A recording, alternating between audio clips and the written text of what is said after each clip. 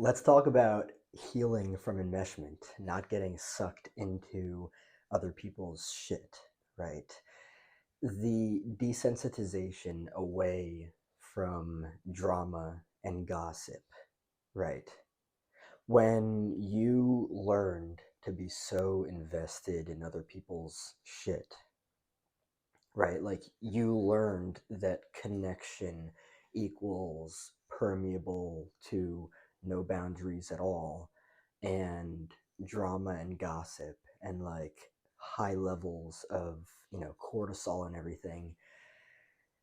Fuck, quite the opposite is challenging, right? You don't get the same hit, you don't get the same spike of experience, right? You don't get whenever I find myself getting involved in drama and gossip, I kind of have a tendency to be like, what happened? You know? It's like I scoop in and I'm like, I'm here, what happened? Right? And when you learn that that's connection, let me just make sure my mic is on. Cool, my mic's on. When you learn that that is connection, when you learn that that is intimacy, right? It can be challenging. It's not impossible. It's totally possible to unlearn that. But when you learn that that is connection, that that is intimacy, the spaces in between of like actually choosing to not invest in that dynamic, it's challenging. It really is, right? I've had multiple experiences in my life where, you know, connection and intimacy, well, I'm not going to, I'll call it pseudo intimacy. I'm not going to call that intimacy. It's just as much pseudo intimacy as enmeshment, because that's exactly what it is. That's drama and gossip is a form of enmeshment. Anyway, um, so let's talk about the moments, the spaces in between the, boundary and then that's your shit, not mine. And then you're you're kind of just sitting there and you're like, oh shit, well, what the fuck do I do now? Do I just sit here in silence? Do I, what do I do? Because you're just so used to tuning in to the chaos, right? It can be challenging. It really can. Anytime that you're doing something different, drastically different than what you previously did, is challenging.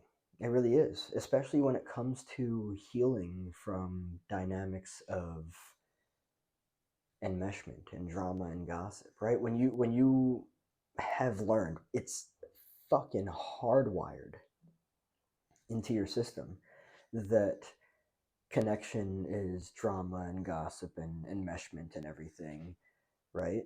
Like unlearning that and choosing to like not involve yourself or like not indulge or not live vicariously through somebody else, you know, to listen in on somebody else's life and, oh, well, at least they're doing a lot worse than I am, like it's fucking wild. But the spaces in between, the moments in between of just kind of like that moment when you choose to not involve yourself, that moment that you choose to not indulge in the chaos, the turbulence, the drama and the gossip and the further reinforcing, or I should say the further reinforcement that enmeshment is connection and intimacy. It's almost as if it's like entering an abandoned building, right? Maybe the abandoned building doesn't even have any doors, so there's just straight up fucking loud, howling wind passing through the fucking corridors, and it's fucking freezing in there, right? It's fucking bone dry of life, and you almost don't know how to approach it because you're like, oh, this is fucking weird. This is different. I don't know what to do with this. I just sit here and learn to, I don't know, tune into myself, be present with my body, right? It's a different dynamic, it's a different experience, it's a different neurochemical experience. Let's talk about the neurochemical experiences, right? How does it feel to indulge in drama and gossip? How does it feel to be enmeshed? How does it feel to be tuned into something that has absolutely fucking nothing to do with your life, but that's what you're used to, and that's what you've learned to identify and associate with as connection and intimacy, right? That's that. That's what that is. And it's the same thing as being told that love is not chaos or that chaos is not love.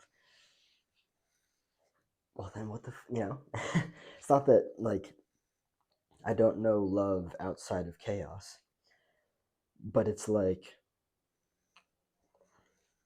there are all of these different experiences of connection and intimacy, and it has nothing to do with drama and gossip and enmeshment and just all these different things. It has nothing to do with any of them, and it's really challenging to heal and to be sitting or standing in that abandoned house with all those fucking corridors where the fucking loud ass howling wind is rushing through and slapping you across the face and reminding you that you're probably all alone because you've chosen to eject yourself from enmeshment and drama and gossip.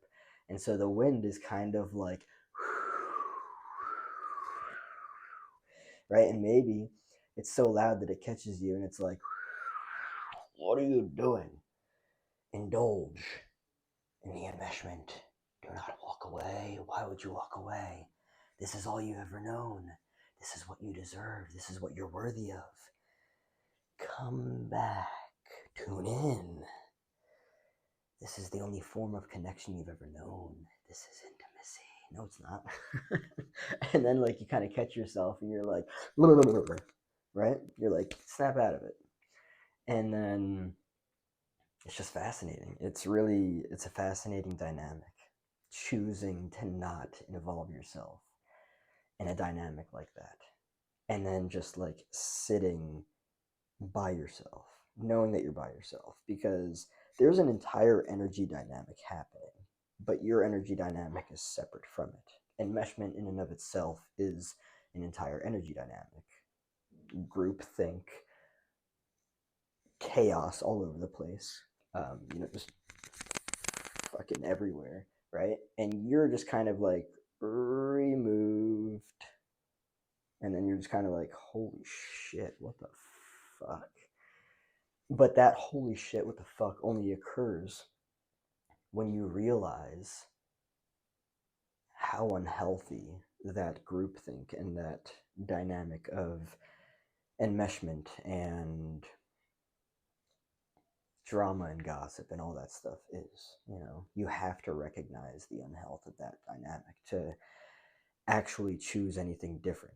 That's the reality of it. You're not going to choose anything different if you don't recognize the unhealth of something. And that's been one of the biggest things for me, is just recognizing, like, oh, it's not a healthy dynamic, and that's just the reality of it. And then, like, actually choosing to step away from it and to step into the unknown and to not have the same neurochemical hit from the experience that is so comfortable and familiar to you.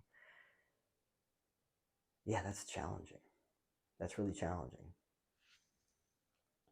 And to just sit with that chilling wind that is howling and trying to lure you back in, right? And all you have to do is be strong enough to be like, no, maybe I don't know what I'm going to do otherwise for right now, but it's most fucking definitely not that. Yeah, there are some spaces that are kind of challenging to be in, especially when you are in that kind of like transformational space period of healing, and you might kind of be like,